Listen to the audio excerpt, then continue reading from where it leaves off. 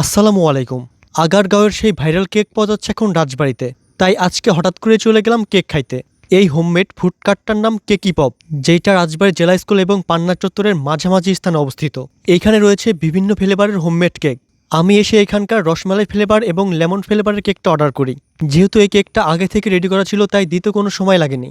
প্রথমেই আমি এই কেকি পপের রসমালাই ফ্লেভারের কেকটা টেস্ট করি, যেটার টেস্ট আমার কাছে মোটামুটি ভালোই লেগেছে। স্ট্রিট ফুডগুলোর সমস্যা হচ্ছে এই ধরনের স্ট্রিট ফুডে তেমন কোনো বসার ব্যবস্থা থাকে না, তাই এইখানে কোনো বসার ব্যবস্থা না থাকায় দাঁড়িয়ে দাঁড়িয়ে কেকটা খাইতে হচ্ছে। তবে কেকটা ছিল খুবই সফট এবং মজার। আর এটা হচ্ছে লেমন। এটা অনেক ট্যাঙ্গি ফ্লেভার। তারপর আপুটা আমাকে এখানকার লেমন ফ্লেভারের কেকটা ট্রাই করতে বলল। এইটা নাকি বেশি মজার, তাই আমি এই কেকটা দিতে বলি। চোখের সামনে কেকটা পিস করে আমাকে দেওয়া হলো।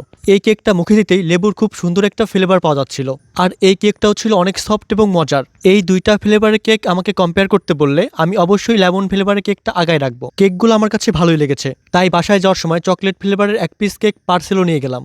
আপনারা চাইলে এখানকার কেক টেস্ট করে দেখতে পারেন। এই আপুটা বিকাল থেকে রাত 7টা-8টা পর্যন্ত এখানে থাকে। লোকেশনটা আবারও বলছি, রাজবাড়ী জেলা স্কুল এবং পান্না চত্বরের মাঝামাঝি স্থান।